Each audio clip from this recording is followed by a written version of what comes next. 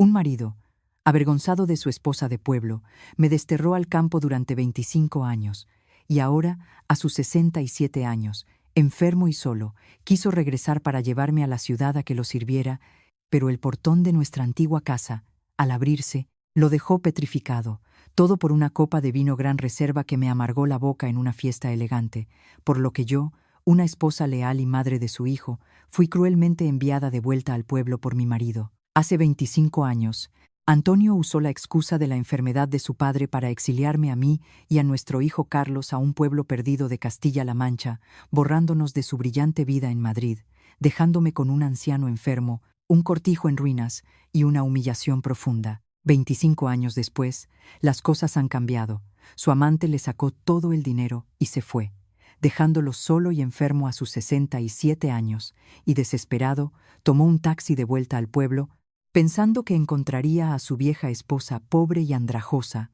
pero nunca imaginó lo que vería. Pues después de 25 años, la vieja verja de hierro oxidado ya no estaba, y lo que le esperaba era un imponente portón de roble macizo cerrado, una hacienda próspera y una bofetada invisible a la arrogancia de toda una vida de un hombre traidor. Hoy quiero contarles la historia de mi vida. Me llamo Francisca, tengo 62 años y soy de un pequeño pueblo cerca de Toledo. Y para entender por qué una mujer puede repudiar fríamente al marido con el que compartió su vida y cómo un hijo puede ver a su padre biológico dar la espalda y marcharse sin intentar detenerlo, debo relatarles aquella tarde de otoño de hace 25 años. Ese año yo tenía 37, Antonio mi marido 42, y Carlos nuestro hijo acababa de cumplir 12, y después de muchos años luchando en Madrid, sobreviviendo con lo que yo ganaba, vendiendo churros y porras en un puesto callejero para pagar sus estudios, Antonio finalmente fue ascendido a director de departamento en una gran empresa, y su vida cambió vertiginosamente. Dejó de usar las camisas que yo planchaba y empezó a usar trajes a medida y perfumes caros, mientras que yo seguía oliendo a aceite de freír con callos en las manos. Y mi ropa barata de mercadillo empezó a ser una molestia para sus ojos.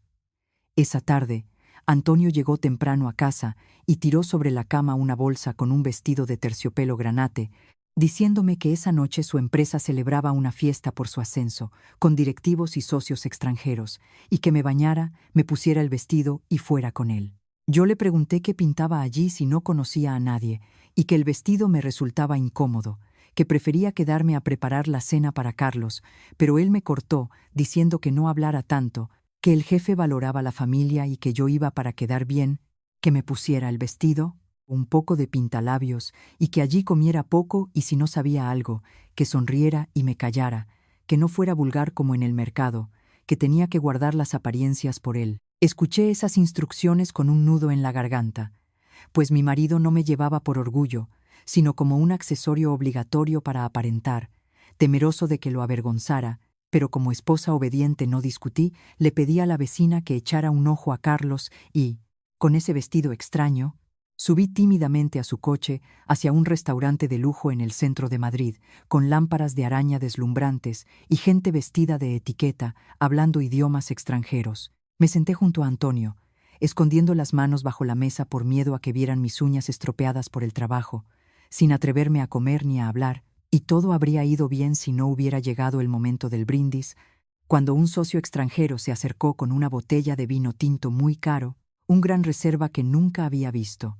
y el camarero llenó las copas altas de cristal. Antonio me dio un codazo para que levantara la copa porque me invitaban, así que la levanté tímidamente, probé el líquido oscuro y un sabor fuerte, tánico y seco me subió por la nariz, pues yo solo estaba acostumbrada al agua del botijo o a infusiones suaves, y ese vino me resultó imbebible, por lo que hice una mueca y tosí, dejando la copa con fuerza y derramando una gota en el mantel blanco, exclamando que qué bebida tan amarga era esa y pidiendo un vaso de agua. Mi comentario sincero resonó en la mesa elegante. Las secretarias jóvenes se rieron por lo bajo tapándose la boca. Los colegas me miraron con lástima y luego a Antonio. El socio extranjero parecía perplejo y el traductor intentó disimular, y aunque no me atreví a levantar la vista, sentí el frío que emanaba de mi marido, quien no dijo nada, con la cara oscurecida por la ira, y bajo la mesa me apretó el muslo con tanta fuerza que tuve que morderme los labios para no gritar de dolor. El resto de la cena no me dirigió la palabra ni la mirada, y el viaje de vuelta a casa esa noche fue el más largo y sofocante que he vivido, con el frío del otoño madrileño y la espalda de Antonio rígida. Al llegar, Carlos ya dormía, y en cuanto cerré la puerta del dormitorio, Antonio se arrancó la corbata y la tiró, gritándome que era una paleta imposible de refinar, que me había dicho que solo me mojara los labios si no sabía beber, pero que tuve que hacer muecas y quejarme, convirtiéndolo en el hazmerreír de la empresa. Yo intenté explicarle que el vino estaba muy fuerte y que se me escapó, que no era para tanto, que todos sabían que yo venía del pueblo, pero él me contestó que mi mentalidad era ignorante, que la gente lo juzgaba a él a través de mí, preguntándose cómo un director tan capaz podía tener una esposa que parecía una verdulera que no sabía ni sostener una copa, que la mujer era la imagen del marido y que yo lo había avergonzado lo suficiente. Yo le recordé los años en que yo madrugaba para trabajar y pagar sus estudios, cuando él no tenía nada y nunca lo avergoncé, y ahora que tenía traje me despreciaba, pero él dijo que no valía la pena discutir conmigo, que nunca entendería su nivel actual. Se dio la vuelta y se tapó la cabeza para dormir, dejándome sentada en el borde de la cama con el vestido de terciopelo, que sentía como un trapo viejo ahorcándome, sin llorar, porque las lágrimas solo caen cuando aún hay esperanza o amor. Y esa noche, el último respeto que sentía por ese hombre murió, aunque no imaginaba que su venganza por su orgullo herido sería tan rápida y cruel. A la mañana siguiente, me encontré a Antonio metiendo mi ropa y la de Carlos en 2 grandes maletas de viaje, y al preguntarle qué hacía, me ordenó que despertara al niño, que nos arregláramos porque íbamos a la estación de autobuses para volver al pueblo, alegando que había recibido una llamada diciendo que su padre estaba muy grave y necesitaba cuidados constantes, y que yo, como nuera, debía ir a cumplir con mi deber. Lo miré a los ojos y no vi dolor por su padre, sino frialdad y cálculo. Y cuando le pregunté por qué Carlos tenía que ir si le iba bien en el colegio en Madrid, él dijo que quién lo iba a cuidar allí, que él estaba muy ocupado en la empresa, que se fuera al pueblo a aprender sus raíces y a querer a su abuelo, que ya estaba decidido, que había comprado los billetes y que me enviaría dinero mensualmente para los gastos, advirtiéndome que no lo llamara para quejarme porque él tenía que trabajar duro.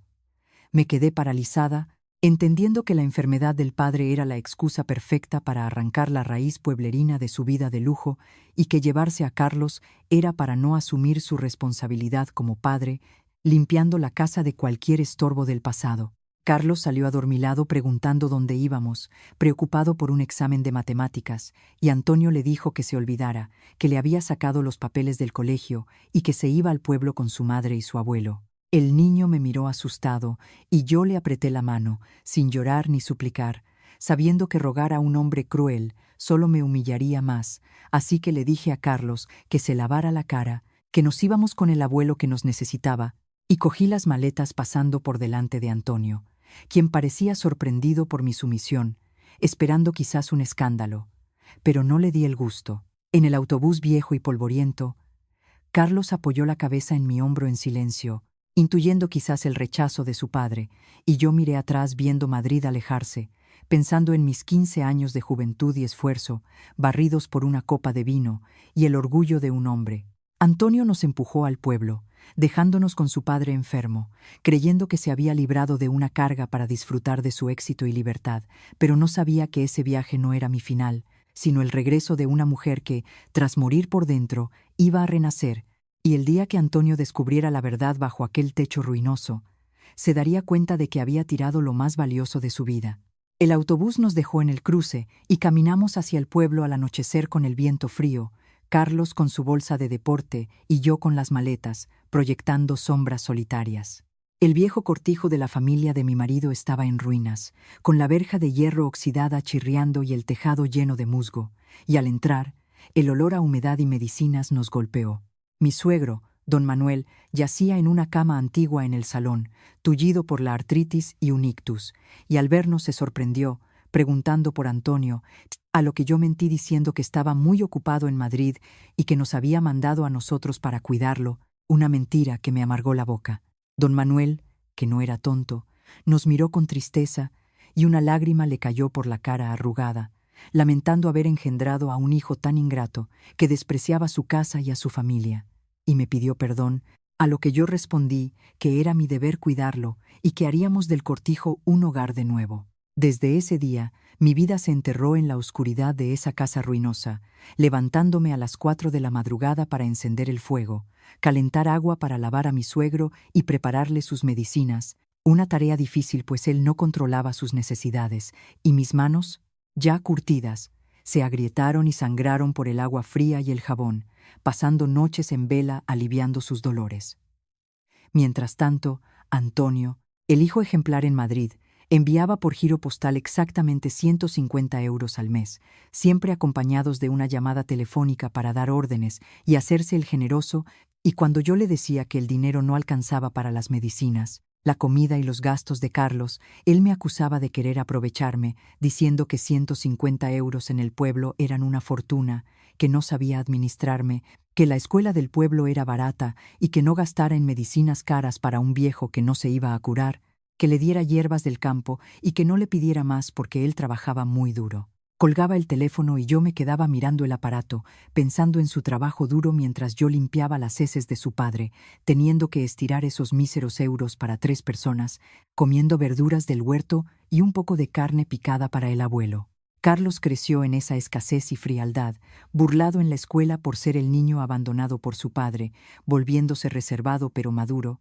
ayudándome en el campo y en la casa al volver del colegio. Una noche, mientras yo cosía su ropa bajo una luz tenue, él me trajo un barreño con agua tibia y sal para mis manos agrietadas, y con lágrimas en los ojos me dijo que sabía que su padre no nos quería ni a nosotros ni al abuelo, que había escuchado las llamadas, y que sabía que Antonio era tacaño con nosotros, mientras en Madrid vivía con lujos, según le había contado un vecino, y me pidió que no le ocultara nada, que él dejaría la escuela para trabajar y ayudarme. Yo le ordené que se callara, que yo trabajaría en lo que fuera para que él estudiara, que si dejaba la escuela yo me moriría de pena, que el comportamiento de su padre era cosa suya, y que él debía estudiar para vivir con la cabeza alta sin depender de nadie. Él me abrazó llorando, y desde la cama, la tos y un suspiro de don Manuel nos confirmaron que lo había escuchado todo. En esa casa ruinosa, 3 personas nos apoyamos para sobrevivir a los largos inviernos, y yo pensé que ese era mi destino, aguantar y cuidar a mi suegro hasta el final. Pero me equivoqué. La resistencia humana tiene un límite, y el mío se rompió en un viaje a Madrid 3 años después de nuestro destierro. Don Manuel enfermó gravemente, y el médico del pueblo dijo que necesitaba un medicamento caro de la ciudad para sobrevivir.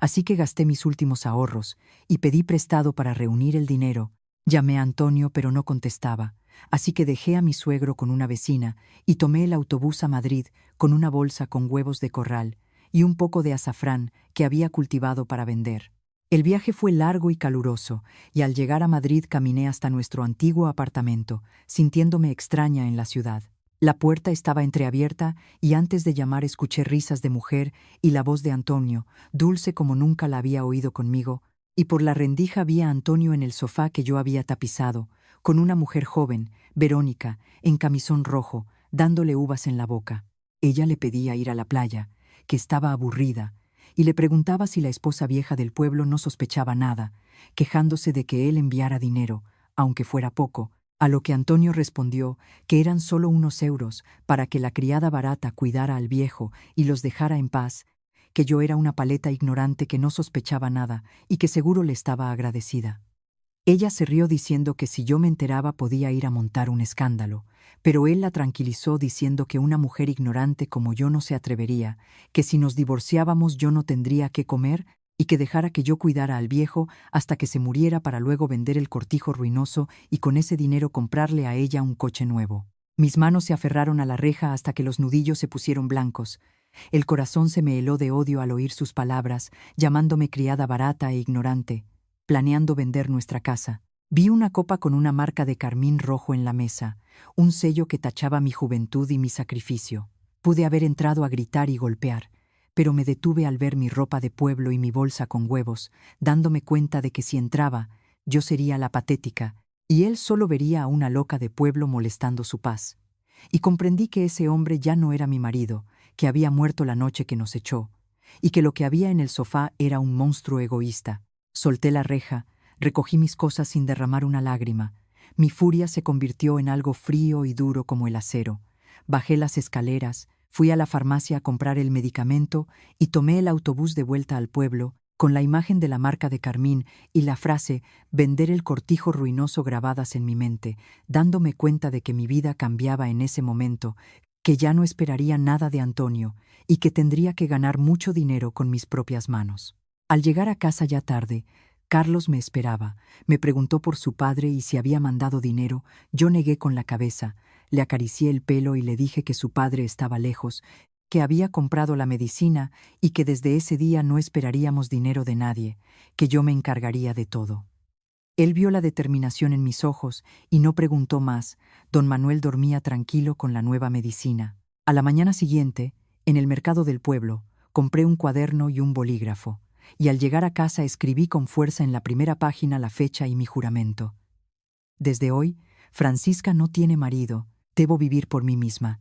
Empecé a anotar cada gasto, guardé los 150 euros de Antonio sin tocarlos, y pensé qué podía hacer para ganar dinero en ese pueblo. El pueblo tenía tradición de cultivo de azafrán, el oro rojo, pero muchos lo habían dejado por ser un trabajo duro y delicado, con precios inestables si no era de la mejor calidad, y se me ocurrió que si yo producía azafrán ecológico, de la más alta calidad, tostado artesanalmente, podría tener una oportunidad. Y así lo hice. Fui a ver a la señora Teresa, la última artesana anciana del pueblo que quedaba. Le llevé huevos y le pedí que me enseñara los secretos del cultivo, la monda y el tostado de la flor. Y ella, al verme sincera y trabajadora, me enseñó todo sobre los tiempos de recogida, la separación de los estigmas y el punto exacto de tueste sobre brasas. Usé mis pocos ahorros para comprar bulbos y preparar la tierra, y mientras de día cuidaba a mi suegro y la casa, de noche, cuando todos dormían, trabajaba en el azafrán durante la temporada. Mis manos se tiñeron de naranja rojizo y me dolían la espalda y los ojos, pero no me cansaba. Cada vez que quería rendirme, recordaba la marca de carmín y la frase de vender el cortijo, y eso me daba fuerzas. Las primeras cosechas fueron difíciles. A veces el tostado no era perfecto o se estropeaba con la humedad, y yo lloraba por dentro al tirar el trabajo, pero anotaba los errores en mi cuaderno para aprender. Carlos, al ver mi esfuerzo nocturno, dejó de jugar con sus amigos y se puso a ayudarme a mondar las flores con sus manos pequeñas y ágiles, y yo sentí un calor en el pecho al verlo. Tras meses de prueba y error, logré una cosecha de azafrán excelente, con hebras largas, de color rojo intenso, un aroma penetrante y un poder colorante superior que impregnaba la casa y disimulaba el olor a humedad. Envolví el azafrán en pequeños paquetes de papel de seda y con 2 cestas llenas, me fui al mercado comarcal y a tiendas gourmet de Toledo y Madrid a ofrecer mi producto. Al principio me rechazaban por mi aspecto de mujer de pueblo, diciendo que ya tenían proveedores industriales, pero yo les pedía que solo probaran unas hebras, que era azafrán puro, artesanal, sin aditivos, y que si no era el mejor que habían probado no me pagaran, dejándoles muestras gratis. Mi persistencia dio frutos. Los clientes probaron la calidad superior de mi azafrán y empezaron a volver a pedir más. Primero unos pocos, luego decenas de tiendas y restaurantes venían a buscarme para hacer pedidos. A fin de mes, sostuve en mis manos las primeras ganancias reales, casi 300 euros en billetes arrugados que olían a azafrán. Los guardé en mi cuaderno y lloré una lágrima de orgullo. Don Manuel, desde su cama, veía cómo la casa cobraba vida, veía a su nuera trabajar sin descanso y a su nieto ayudarla. Sonreía en silencio observándolo todo, la maldad de su hijo y la valentía de su nuera, y tomó una decisión secreta que Antonio en Madrid nunca podría prever y que sería nuestra mejor arma. Ese invierno fue duro. El taller de azafrán de madre e hijo empezó a tener clientes mayoristas. El patio se llenaba de flores para mondar de día y el olor a azafrán tostado llenaba la noche, pero la salud de don Manuel empeoró. Su tos le quitaba las fuerzas y le salieron llagas en la espalda a pesar de mis cuidados, y dejó de comer. Una noche de diciembre, mientras yo le daba un masaje en las piernas tras un largo día de trabajo, él me pidió con voz débil que parara, que sabía que no pasaría de ese invierno, y aunque yo intenté animarlo, él me dijo que lo escuchara, que sabía que Antonio era un ingrato que nos había abandonado en ese lugar miserable mientras él vivía bien en Madrid, y que sabía lo humillante que era el poco dinero que enviaba. Yo bajé la cabeza, y él continuó diciendo que estaba en deuda conmigo, que yo había cargado con su cuidado y había levantado la casa de la miseria, que Carlos era un buen chico y que él no podía morir tranquilo dejándonos desamparados para que luego Antonio viniera a quitarnos el techo. Me pidió que despertara a Carlos para que fuera a buscar al alcalde y al notario del pueblo esa misma noche, y ante mi duda por la hora, él insistió con urgencia en su mirada moribunda, así que obedecí. Una hora después, el alcalde y el notario llegaron bajo la lluvia, se sentaron en la mesa vieja y mi suegro, incorporado con almohadas, declaró con voz clara que, estando en su sano juicio, quería hacer testamento ante ellos, que el cortijo y las tierras eran patrimonio de su familia, y que, estando próximo a su muerte, desheredaba totalmente a su hijo Antonio, y legaba todas sus propiedades a su nuera Francisca y a su nieto Carlos, dándonos poder absoluto sobre ellas, sin que Antonio tuviera ningún derecho. Yo me quedé paralizada en un rincón. Nunca había pensado en quedarme con la propiedad, solo en trabajar para sobrevivir, pensando que cuando él muriera nos iríamos a otro lado, pero que él nos dejara todo en un pueblo tradicional era algo enorme. El alcalde, preocupado, sugirió que podría haber problemas legales con Antonio siendo el único hijo varón y propuso dejarle una parte, pero don Manuel se negó rotundamente, dijo que la tierra era suya y que Antonio, al despreciar su casa y abandonar a su padre al cuidado de otros, no merecía ser su hijo, que yo no era una extraña sino el pilar de la casa, y ordenó que se escribiera así, que la ley se lo permitía. El notario redactó el documento, lo leyó, y don Manuel, con mano temblorosa, estampó su huella dactilar en tinta roja en el testamento. Luego me llamó, me puso el papel doblado en la mano y me dijo que lo guardara muy bien, que no le dijera nada a Antonio, y que cuando él muriera y pasara un tiempo prudencial, fuera a registrarlo a mi nombre, que él había cortado las intenciones de Antonio y que ahora la tierra y la casa eran mías y nadie nos echaría. Lloré de emoción, pues el testamento no era solo una propiedad, sino un reconocimiento a mi sacrificio y una protección, y lo guardé como un tesoro, sabiendo que mi esfuerzo no había sido en vano. 2 semanas después, don Manuel murió en paz mientras dormía, envuelto en el aroma del azafrán, y entonces empezó la verdadera batalla contra mi marido traidor. No lloré a gritos, lavé su cuerpo, le puse su mejor traje y envié a Carlos a llamar a Antonio a Madrid para avisarle. Antonio llegó al mediodía siguiente en un taxi, con un abrigo caro y zapatos brillantes, sin su amante, y al entrar en el cortijo hizo un gesto de asco por el olor a gente y a duelo, saludó fríamente con la cabeza a los vecinos que nos ayudaban, entró sin quitarse los zapatos, miró el ataúd de su padre sin derramar una lágrima, hizo una reverencia rápida y se dirigió a mí preguntando cómo iba el funeral, que él estaba muy ocupado y había tenido que escaparse del trabajo, que lo hiciéramos rápido y barato porque tenía que volver a Madrid al día siguiente para un viaje de negocios. Yo, con el pañuelo de luto en la cabeza, le respondí con calma que los vecinos estaban ayudando y que todo estaba preparado según la costumbre, que él como hijo mayor debía atender a las visitas para que no hablaran mal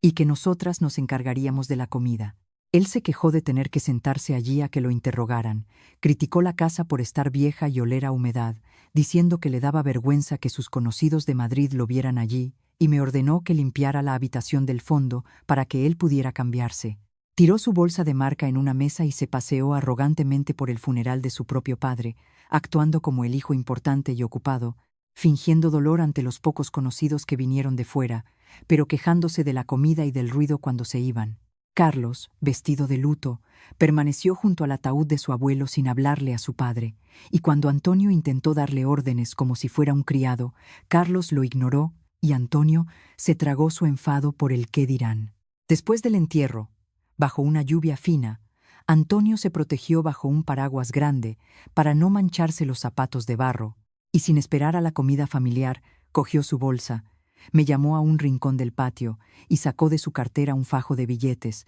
diciéndome que ahí había 500 euros para pagar los gastos del funeral, que si sobraba o faltaba algo lo arreglara con los 150 euros que mandaba al mes, y que se tenía que ir ya porque perdía el avión. Miré el dinero, una cantidad ridícula para él, con la que pensaba comprar su deber de hijo y pagar mis 3 años de cuidados a su padre, y no lo acepté. Mirándolo a los ojos, le dije que los gastos ya estaban cubiertos por la ayuda de los vecinos y mis ahorros, que guardara su dinero para sus asuntos importantes en Madrid, y que ahora que su padre había muerto, Ya no necesitaba enviar los 150 euros mensuales, que nosotras podíamos arreglárnoslas. Él me llamó loca y orgullosa, dijo que cogiera el dinero, que dudaba que yo pudiera mantenerme con mis trabajitos de azafrán, y añadió que la casa y la tierra eran ahora suyas por herencia, que las cuidara bien porque en unos años, cuando subiera el precio, pensaba venderlas para invertir en Madrid,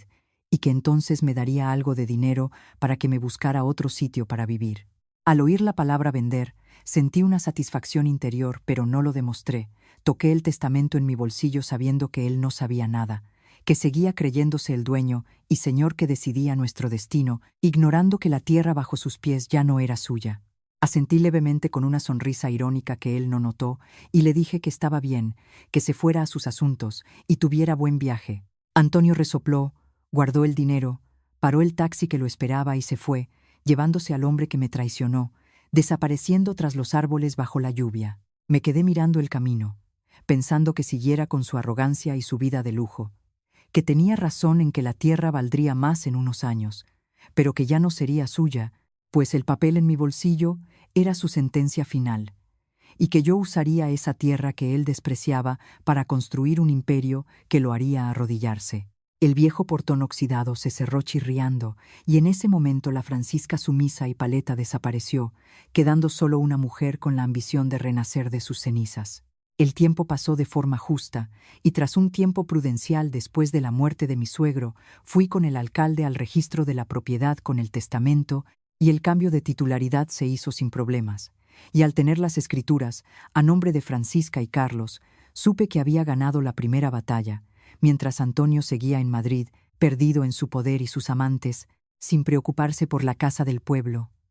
ni por nosotros. Sin tener que cuidar a un enfermo, volqué toda mi energía en el negocio del azafrán, pasé del tostado artesanal a comprar pequeñas máquinas eléctricas para el envasado, y de vender en tiendas locales a viajar en autobús a otras provincias para ofrecer mi producto a grandes distribuidores gourmet. Mi azafrán, por ser auténtico y de calidad superior, ganó fama y los pedidos aumentaron. Pasé de trabajar sola con mi hijo a contratar a 3 personas,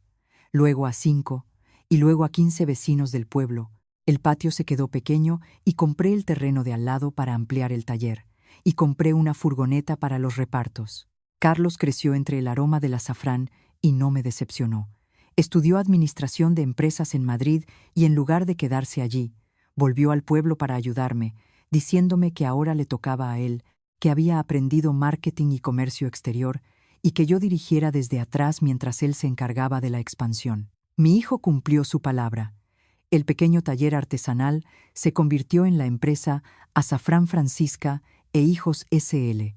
Nuestros productos en cajas de diseño elegante se vendían en las mejores tiendas gourmet de España e incluso empezamos a exportar a Europa y Japón, y el dinero empezó a fluir. A mis 55 años decidí borrar el pasado de pobreza, contraté a los mejores arquitectos y constructores, y el viejo cortijo ruinoso donde sufrí tanto fue demolido, y en su lugar se levantó una mansión de 3 plantas estilo rústico moderno, con fachada de piedra, patio empedrado, interiores de maderas nobles y un suave aroma a azafrán y especias en todas las habitaciones. Dejé de usar ropa barata y empecé a vestir trajes de chaqueta elegantes, collares de perlas y el pelo bien peinado, y los vecinos que antes nos miraban con lástima ahora me saludaban con respeto llamándome Doña Francisca, la directora. Pero lo que más me gustaba de mi nueva casa no era el edificio, sino el portón de entrada. Recordaba el viejo portón de hierro oxidado que Antonio cruzó con asco y lo mandé quitar y tirar a la chatarra, y gasté una fortuna en un portón de roble macizo tallado a mano con motivos florales, con bisagras de hierro forjado enormes, y cada vez que se cerraba con un sonido sordo y firme, sentía que era una muralla que protegía nuestra paz y que estaba lista para el día en que el traidor regresara. Y el destino siempre ajusta las cuentas, pues mientras nosotros prosperábamos en la tierra que Antonio despreció, en Madrid su vida empezó a desmoronarse. Los días de gloria de Antonio llegaron a su fin con la vejez, cuando perdió el poder y las fantasías de amor joven se desvanecieron. Él no sabía el pozo en el que se estaba metiendo y el castigo que le esperaba. La gente dice que quien siembra vientos recoge tempestades, y la tormenta de Antonio llegó lenta y silenciosa, royéndolo por dentro, quitándole poco a poco todo lo que había conseguido con crueldad. Su vida en Madrid en sus últimos años fue esa tormenta, y aunque nosotros nunca fuimos a la ciudad, las noticias nos llegaban a través de paisanos y de los negocios de Carlos. A los 60 años, Antonio se jubiló, y de ser un director temido y adulado, con regalos y sobresueldos, pasó a ser un viejo inútil y vacío. El día que recogió sus cosas, nadie lo despidió. Sus subordinados ya adulaban al nuevo director joven, y al perder el poder y los ingresos extra, Antonio se sintió perdido. Pero su verdadera tragedia no fue la jubilación, sino su joven amante, Verónica, 20 años menor, que cuando él tenía dinero y poder lo trataba como a un rey, pero cuando el dinero dejó de fluir y ella seguía queriendo lujos, mientras Antonio engordaba y envejecía, las peleas empezaron. Ella lo llamaba viejo inútil y él la celaba. Verónica empezó a verse con un joven entrenador personal y convenció a Antonio con engaños para que sacara todos sus ahorros de jubilación para invertir en un gimnasio a nombre de ella, prometiéndole que así tendrían dinero para vivir tranquilos. Antonio, por miedo a perderla y por su arrogancia de creerse listo, lo hizo, y 3 meses después el gimnasio quebró fraudulentamente, y Verónica desapareció con toda su ropa cara, las joyas, el amante joven y los ahorros de Antonio, dejándolo en la ruina. Al descubrirlo, Antonio sufrió una crisis hipertensiva y un pequeño ictus, cayendo solo en el salón de su apartamento, sin nadie que lo ayudara como yo lo hice con su padre, arrastrándose para buscar sus pastillas sin poder alcanzarlas, permaneciendo allí un día entero hasta que un cobrador lo encontró y llamaron a una ambulancia. Sobrevivió, pero quedó con secuelas, cojeando por el ictus y con dolores de gota. Y al volver a su apartamento vacío y sucio, sintió la soledad más absoluta, comiendo comida barata en el bar de la esquina y encerrándose en sus 4 paredes, con dolores en los huesos en las noches frías, deseando un caldo caliente y una mano que le frotara con alcohol de romero, pero solo tenía el ruido de la calle y un grifo que goteaba. Sus amigos de juerga lo ignoraban cuando pedía dinero prestado, las secretarias que lo adulaban lo trataban como a un extraño, y sin dinero, poder ni familia, vivía como un fantasma en la gran ciudad. En esas noches de dolor y hambre, su mente calculadora volvió a funcionar, y al ver todas las puertas cerradas en Madrid, se acordó del viejo portón oxidado del pueblo y de la mujer paleta que había despreciado hacía 25 años. En su arrogancia machista, Antonio nunca sintió culpa. Estaba seguro de que yo seguía viviendo miserablemente en el cortijo ruinoso, incapaz de cambiar mi destino, esperando lánguidamente el regreso de mi marido importante para que me salvara. Calculó que su pensión, aunque baja para Madrid, en el pueblo le permitiría vivir como un señor, tendría casa gratis, una esposa vieja que lo serviría, le cocinaría y lo cuidaría sin coste alguno, y pensó que solo con hablarme con dulzura y prometerle compensarme, yo me arrodillaría agradecida. Con esa idea se animó, buscó el número del antiguo alcalde en una agenda vieja y decidió hacer su última jugada para salvar su miserable vida. Era una mañana de otoño soleada y fresca. Yo estaba sentada en el porche de mi mansión tomando una infusión de azafrán con miel que me había preparado mi nuera. En el patio grande, 20 trabajadores empaquetaban azafrán para un pedido grande, había un ambiente de trabajo alegre, y Carlos acababa de llegar del banco. En ese momento, una empleada me trajo el teléfono diciendo que llamaba a un hombre desde Madrid con voz familiar preguntando por mí. Dejé la taza en la mesa de madera noble y tomé el teléfono con calma. Mi intuición me decía quién era después de 25 años, sin noticias ni dinero. Seguro estaba desesperado. Descolgué y me lo puse en la oreja sin hablar. Él preguntó si era yo, dijo que era Antonio, y me preguntó si lo oía bien. Yo me recosté en la silla. Hacía 25 años que no oía esa voz que me había despreciado la noche que me echó. Ahora sonaba vieja, ronca y algo débil por la enfermedad. Pero el tono arrogante y mandón seguía ahí, así que le respondí con frialdad que sí, que era yo, y le pregunté qué quería. Él se hizo el ofendido diciendo que qué forma de hablar era esa después de tantos años, que un marido llamaba para preguntar por la salud y yo lo trataba como a un extraño, que le había costado conseguir el número del taller a través del antiguo alcalde, y me preguntó cómo estaba, si me seguía doliendo la espalda con el frío y si Carlos estaba en casa. Casi me río al oírlo preguntar por mi salud. Sabía que no era por preocupación, sino para saber si aún servía para cuidarlo. pero le respondí con indiferencia que estaba bien y le dije que fuera al grano, que estaba ocupada. Él titubeó un poco y dijo que quería hablar conmigo, que se acababa de jubilar después de toda una vida trabajando duro en Madrid para la empresa, y que ahora que tenía que descansar, había pensado que habíamos vivido mucho tiempo separados, que yo lo había pasado mal en el pueblo y que él se sentía culpable. Yo seguí en silencio tomando mi infusión, y él, interpretando mi silencio como emoción, empezó con su tono condescendiente, diciendo que olvidáramos el pasado, que los matrimonios debían arreglarse, y que como él ahora estaba jubilado y tenía tiempo, había pensado que como yo seguramente vivía mal en el cortijo viejo comiendo poco, él me permitía recoger mis cosas e irme a Madrid a vivir con él en su apartamento, que aunque pequeño cabíamos los dos, que él me daría su pensión para que yo hiciera la compra y cocinara, y que si él enfermaba yo lo cuidaría, y si yo me cansaba él me compraría medicinas, que nos apoyaríamos como viejos esposos, y añadió que lo hacía por la consideración de los viejos tiempos para que la gente no dijera que me abandonaba, y que Carlos ya era mayor, y debía entender que su madre fuera con su padre, que preparara todo para el fin de semana, que él me iría a buscar a la estación de autobuses. Sus palabras eran una comedia barata, dicha con una confianza patética. Me permitía ir a Madrid, me tiraba las sobras de su afecto como un hueso a un perro hambriento, usaba su miserable pensión como cebo, pensando que yo olvidaría 20 años de humillación por vivir en la capital. Su desvergüenza no tenía límites. Pensaba que yo era tonta, sin saber que yo ganaba en un mes lo que él en 10 años de pensión. Lo dejé terminar de hablar, y cuando él esperaba un sí emocionado, le respondí lentamente que agradecía su intención, pero que ese apartamento en la ciudad era demasiado lujoso para mí, que yo era una mujer de pueblo y que me daba miedo ensuciar su suelo o avergonzarlo ante sus vecinos, que yo estaba acostumbrada al pueblo y a comer poco, y que no aspiraba a tanto. Él se enfadó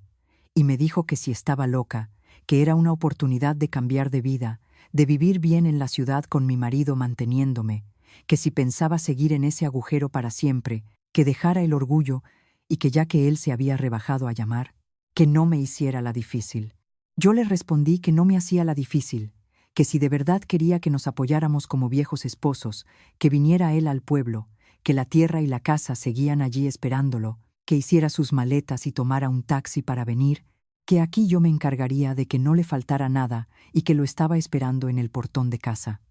Dicho esto, colgué el teléfono sin dejarle responder, cortando sus fantasías. Le devolví el teléfono a Carlos, quien me miró con determinación y me preguntó si era su padre y qué quería. Yo le dije que quería hacernos un favor y que lo había invitado a venir al pueblo, que preparáramos el portón grande para recibirlo como se merecía, que después de 25 años había llegado el momento de ajustar cuentas. Terminé mi té frío, cuyo sabor dulce ahora me parecía amargo como los años de humillación, y supe que Antonio vendría. Su codicia, su egoísmo y su arrogancia lo harían venir a reclamar lo que creía suyo, y yo estaría allí para ver cómo su teatro se derrumbaba. Tras la llamada, en su viejo apartamento de Madrid, Antonio debió sentirse muy satisfecho, pensando que mi negativa era solo un orgullo fingido de mujer y que mi invitación era una súplica disimulada para que fuera a arreglar el cortijo con su pensión. Pensando en volver al pueblo como un señor, a ser servido por su esposa y admirado por los vecinos por su dinero, Antonio se levantó de su sillón roto, sintiendo menos dolor, sacó su vieja maleta de tela, metió su mejor ropa, se puso su traje viejo y gastado con una corbata pasada de moda, se peinó los 4 pelos que le quedaban con gomina y se echó colonia barata, todo para impresionar a su pobre familia en el pueblo. A la mañana siguiente, tomó un taxi hasta el pueblo, gastando mucho dinero para llegar a lo grande y que lo vieran los vecinos. Durante el viaje fue presumiendo con el taxista joven de ser un funcionario jubilado de Madrid que volvía a buscar a su esposa pobre que vivía mal en el pueblo, diciendo que la casa se caía a pedazos y que él llevaba dinero para ayudarla y luego llevarla a la ciudad, porque las mujeres de pueblo sin un hombre no sabían hacer nada. El taxista solo asentía aguantando la risa. Al llegar a la zona del pueblo, Antonio bajó la ventanilla esperando el olor a campo y estiércol, pero le sorprendió un olor intenso y agradable a azafrán y especias. Parpadeó confundido al ver el paisaje cambiado. La carretera de tierra era ahora una carretera asfaltada ancha con farolas, las casas viejas habían sido reemplazadas por chalets modernos y naves industriales, y pasaban camiones de reparto con un logo rojo que él no alcanzaba a leer bien por su mala vista, mientras la gente en bicicleta llevaba bolsas rojas de un lado a otro. El taxi disminuyó la velocidad y el conductor preguntó dónde estaba la encina grande y la charca que Antonio le había indicado como referencia, pues solo veía naves y carretera. Antonio, nervioso, le dijo que siguiera recto, que pasara el antiguo ayuntamiento, que su casa estaba al fondo de un camino de tierra oculto por árboles, preguntándose dónde se había metido el pueblo miserable que recordaba. El taxi tomó una curva y Antonio reconoció el lugar. Golpeó el salpicadero diciendo que era por ahí, que se metiera por el camino de tierra a la izquierda hasta el final, donde vería la casa más ruinosa con un portón de hierro oxidado y una valla caída. El taxista giró por un camino que ahora era una calle asfaltada y ancha, pasando por delante de muros de ladrillo bien construidos. Antonio se arregló la corbata y preparó su cara de seriedad, imaginando que al llegar al portón oxidado yo saldría corriendo de la cocina, sucia, y llorando de emoción, y que Carlos llegaría del campo asustado al verlo, pero cuando el taxi llegó al final del camino donde él esperaba ver la ruina, el coche se detuvo, y el taxista dijo que era el final del camino, pero que mirara si se había equivocado porque no veía ninguna casa ruinosa, sino el chalet más grande del pueblo. Antonio le gritó que cómo se iba a equivocar si era su pueblo, y sacó la cabeza para insultarlo, pero se quedó mudo. Sus ojos se abrieron como platos y le tembló la barbilla, porque frente a él no había una ruina, sino un muro de piedra alto y lujoso, y en el centro no estaba el portón oxidado, sino un inmenso portón de roble macizo cerrado, y en un pilar había una placa de bronce brillante que decía Azafrán Francisca e Hijos S.L. Antonio se quedó paralizado en el asiento trasero, mirando fijamente la placa, con la frente arrugada. Su orgullo de hombre de ciudad se hizo pedazos dando paso al pánico. No podía creerlo. En su mente, ese lugar debía ser una ruina con una mujer pobre trabajando. El taxista le dijo que esa era la dirección, que en el pueblo ya no había casas ruinosas, solo chalets y naves, y le preguntó si se bajaba porque estorbaba a los camiones, que eran 450 euros. Antonio pagó torpemente con billetes arrugados.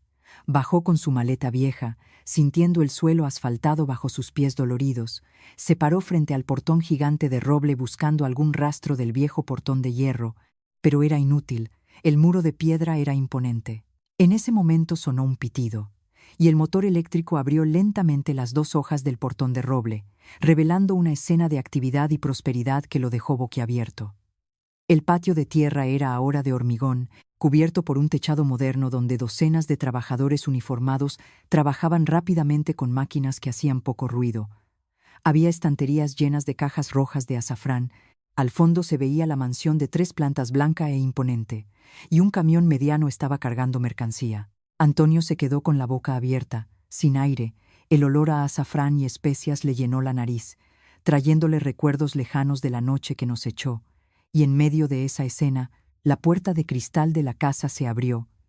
y yo salí bajando los escalones, vestida con un traje de chaqueta elegante de color azul marino, bien peinada, con un collar de perlas y un anillo de jade en mi mano cuidada, caminaba con calma y seguridad, seguida por una secretaria con una libreta. Los trabajadores se detuvieron para saludarme con respeto, y yo les di instrucciones amables sobre el pedido, y les dije que si terminaban pronto podían irse, y al terminar de hablar miré hacia el portón, y vi a Antonio parado en la acera, con su traje viejo y ridículo en medio de mi propiedad millonaria, con la cara arrugada y el pelo despeinado por el viento, su maleta vieja a sus pies. No me sorprendió verlo así, pero verlo con mis propios ojos, ver al hombre que me había humillado tener que mirarme desde abajo en silencio, fue una satisfacción enorme que borró años de amargura. Le hice una señal a la secretaria para que entrara y caminé lentamente hacia el portón. Mis pasos resonaban seguros en el hormigón y la distancia entre nosotros se acortaba. Antonio intentó erguirse y recuperar su postura de jefe, pero la inferioridad se notaba en sus ojos huidizos. Me detuve a 2 metros de él. El muro invisible entre nosotros ya no era la distancia sino la clase y el karma. Lo miré de arriba a abajo con indiferencia, como a un extraño, y le dije que había llegado, que el viaje en taxi debió ser caro y que por qué no había avisado para que lo recogieran en la carretera principal. Él tartamudeó mi nombre y preguntó si el taller y la casa eran míos de verdad, con voz temblorosa y rota, aún esperando que fuera un error y que yo fuera una empleada. Le confirmé que sí, que eran míos y de mi hijo, que como le había dicho por teléfono, la tierra seguía allí, pero que la casa ruinosa la había tirado hacía tiempo, y lo invité a entrar al patio a tomar algo, que no se quedara fuera que la gente miraba. Retrocedí un paso y le indiqué con la mano que pasara el portón de roble. Él dudó un momento con su maleta pesada y cojeando cruzó el umbral, e inmediatamente apreté el mando a distancia y el portón se cerró detrás de él, ocultando la calle y encerrándolo en un espacio donde ya no tenía poder ni autoridad. Él miró la casa impresionado y probablemente su vergüenza dio paso a la codicia, pensando que como era mi marido, esa propiedad también era suya, y eso le dio un poco de confianza. Carraspeó intentando parecer seguro, pero se equivocaba. La obra acababa de empezar y mi trampa elegante en el patio iba a quitarle la poca dignidad que le quedaba. Antonio intentó ir directo a la casa, pensando que como jefe de familia su lugar estaba en el salón principal, pero yo me interpuse con una sonrisa fría y le señalé un rincón del patio con una mesa y bancos de piedra bajo un árbol, diciéndole que el taller estaba ocupado y la casa se estaba limpiando, que se sentara allí que se estaba más fresco. Él se detuvo molesto por ser tratado como una visita cualquiera, pero no se atrevió a protestar al verse solo en mi propiedad, así que arrastró los pies hasta el banco de piedra, se sentó y dejó la maleta en el suelo. Pedí a una empleada que trajera una tetera con té verde, y yo misma le serví una taza humeante, y me senté frente a él con calma. El silencio reinaba en ese rincón del patio, contrastando con el bullicio del taller. Antonio sopló su té y le dio un sorbo, con el sabor amargo y dulce a la vez, igual que mi vida. Él me dijo que me lo tenía muy callado, lo de la casa y el taller, que siendo mi marido y el jefe de familia no le había consultado nada, y que la gente pensaría mal si ocultábamos el patrimonio. Yo levanté mi taza sin beber, jugando con la tapa, escuchando sus palabras llenas de posesión y exigencia. Lo miré a los ojos y le dije que se equivocaba, que mi casa y mi taller no eran asunto suyo, sino mío y de mi hijo, que hacía más de 20 años. Cuando nos echó al cortijo ruinoso, nos dijo que nos conformáramos y no molestáramos para que él pudiera hacer su vida en Madrid, que yo había cumplido su orden, sobreviviendo y prosperando allí sin que tuviera nada que ver con él, así que no tenía por qué informarle de nada. Él me contestó que cómo podía decir eso, que las circunstancias lo obligaron porque su padre estaba enfermo y él no podía dejar su trabajo de funcionario, que él había mandado dinero todos los meses y que eso era mucho dinero en el pueblo entonces, que él también había trabajado duro, que ahora que estaba jubilado, se había dado cuenta de que la familia era lo importante y que pensaba volver para vivir conmigo y ayudar a gestionar el negocio,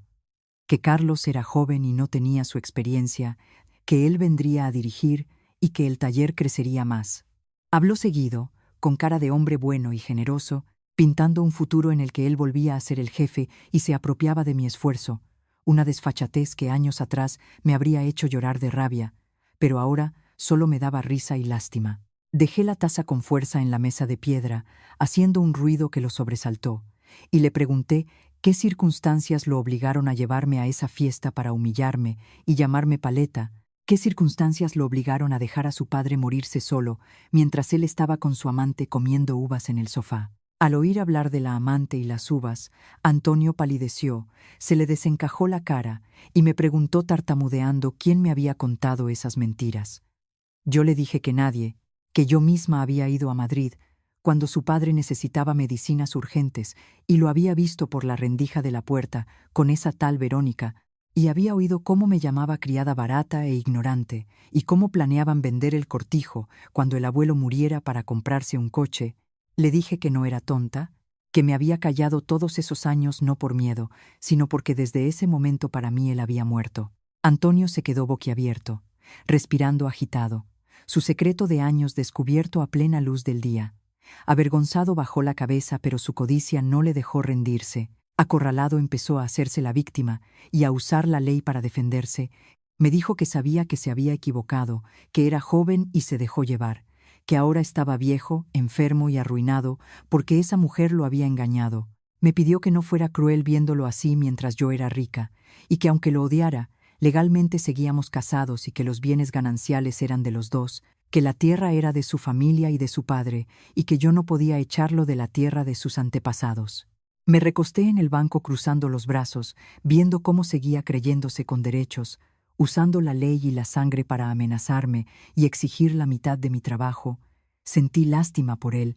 Si hubiera seguido con su papel de víctima, quizás le habría dado algo de dinero para que se fuera, pero al mencionar la propiedad y la ley, cavó su propia tumba. Le dije que tenía razón en que no estábamos divorciados porque yo no había tenido tiempo de ir a Madrid a arreglar papeles con alguien que ya no consideraba mi marido, pero que olvidaba algo importante, que la tierra era de la familia, pero no suya, y que él no tenía derecho a nada de lo que yo había construido sobre ella, que su visita era oportuna para resolver nuestra situación legal, y que no sería yo quien lo haría. Hice una señal hacia la casa, y de la puerta de cristal salió un hombre joven, alto y fuerte, vestido con camisa blanca y pantalón de vestir, con la cara cuadrada y las cejas pobladas como Antonio de joven, pero con una mirada firme y fría. Era Carlos, el hijo que Antonio había abandonado a los 12 años, ahora convertido en el subdirector de la empresa. Su presencia con una carpeta gruesa en la mano marcaba el final de las ilusiones del traidor y el clímax de nuestra venganza, después de 25 años. Carlos caminó con pasos largos hacia la mesa de piedra, tranquilo y con autoridad. Su presencia imponente sorprendió a Antonio, que había abandonado a un niño asustado y ahora veía a un hombre hecho y derecho, un jefe de verdad. En ese momento, Antonio vio un rayo de esperanza, pensando que como era su sangre, Carlos se ablandaría al ver a su padre, así que se levantó rápidamente, cambiando su cara de enfado por una sonrisa temblorosa, y extendió los brazos para abrazar a su hijo, diciéndole que estaba muy grande y hecho un hombre, que volvía con él, que había estado muy ocupado en Madrid y no había podido ocuparse de él, que le pedía perdón, que ahora estaba jubilado y que juntos llevarían el negocio. Pero las manos delgadas de Antonio se quedaron en el aire. Carlos retrocedió fríamente un paso, evitando el abrazo como si fuera un apestado. Lo miró a los ojos sin ninguna emoción y le dijo que se equivocaba de persona, que su padre había muerto hacía 25 años en el autobús que los llevó al pueblo, que él solo era el hijo de Francisca y el gerente de la empresa, y le pidió que mantuviera la distancia por respeto.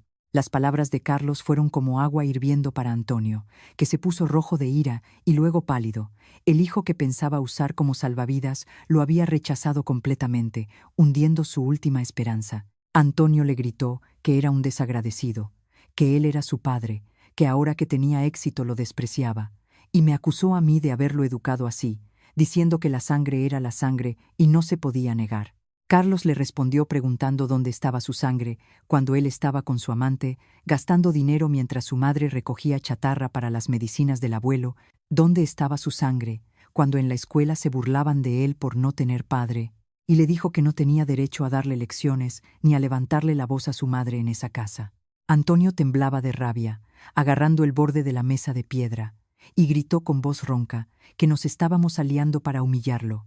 que si Carlos no lo quería reconocer estaba bien, pero que yo seguía siendo su esposa legal y que esa casa estaba en tierra de su padre, que él se quedaría allí, y nos retaba a echarlo de la tierra de sus antepasados, amenazando con denunciarnos por apropiación indebida. Usó su última carta, la pataleta de un desesperado. Yo suspiré y miré a mi hijo sonriendo. Carlos asintió, puso la carpeta gruesa sobre la mesa, la abrió y sacó 2 papeles, uno blanco recién impreso y otro amarillento y gastado con una huella roja en la esquina. Carlos empujó el papel blanco hacia Antonio, diciéndole que era la demanda de divorcio que mi madre había firmado hacía 10 años, pero no había tenido tiempo de presentar, que ya que estaba allí, que la firmara donde ponía esposo, y que sobre la división de bienes que él imaginaba, que leyera atentamente el segundo papel. Antonio se inclinó para leer el papel amarillento, forzando la vista para leer la letra manuscrita del notario de hacía años. Bajo el sol de otoño las palabras se veían claras. Declaro que desheredo totalmente a mi hijo Antonio, y lego todas mis propiedades, el cortijo y las tierras, a mi nuera Francisca y a mi nieto Carlos, dándoles poder absoluto sobre ellas. Al lado estaba el sello del ayuntamiento y las firmas de los testigos, y junto al testamento estaba la copia de las escrituras de la propiedad a nuestro nombre. Antonio sostuvo el testamento con manos temblorosas. Sus ojos se quedaron vacíos, su orgullo, su codicia, su arrogancia, sus derechos de marido, de padre y de heredero, todo le fue arrebatado de golpe. No le quedaba nada. Su propio padre, al que él había despreciado, había cortado el último lazo que lo unía a ese lugar. Antonio comprendió que la ley y los papeles estaban de nuestra parte y que no tenía nada que hacer, que era un extraño sin nada frente a ese portón de roble. El testamento se le cayó de las manos a la mesa, agachó la cabeza, no lloró, solo suspiró con dolor, rabia y un arrepentimiento profundo pero tardío. Ya no sentí satisfacción, solo vacío y paz, una paz absoluta al haberme librado de esa carga de tantos años. Le dije que cogiera el divorcio y lo firmara, que al día siguiente mi abogado lo contactaría para terminar los trámites, que a partir de ese momento no había nada más entre nosotros, que estábamos en paz y que ya podía irse. Antonio se levantó lentamente, parecía más pequeño y encorvado. No dijo nada más. Cogió su maleta vieja y empezó a caminar con dificultad hacia el portón, arrastrando los pies por el hormigón. Carlos apretó el mando, y las dos hojas gigantes del portón de roble se abrieron lentamente para dejar salir al derrotado. Antonio salió por el portón. El viento de otoño agitó su traje viejo. El taxi seguía esperándolo fuera con el conductor dormido. Antonio abrió la puerta y se metió dentro. El portón de roble se cerró lentamente con un golpe seco, cerrando el pasado oscuro, dejando fuera al traidor y devolviendo la paz y el olor a azafrán a nuestra propiedad. Me quedé mirando el portón cerrado, sonriendo levemente. Carlos se acercó y me puso la mano en el hombro, firme y cálido.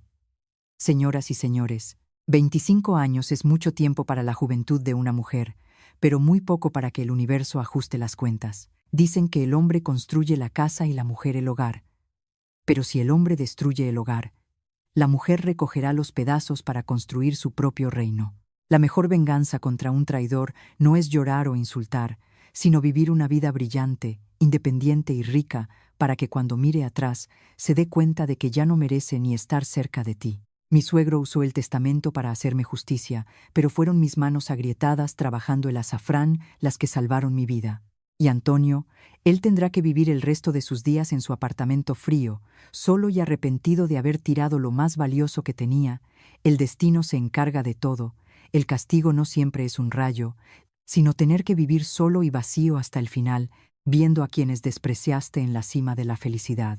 Si esta historia te ha conmovido, por favor compártela y reflexiona sobre el valor de la dignidad.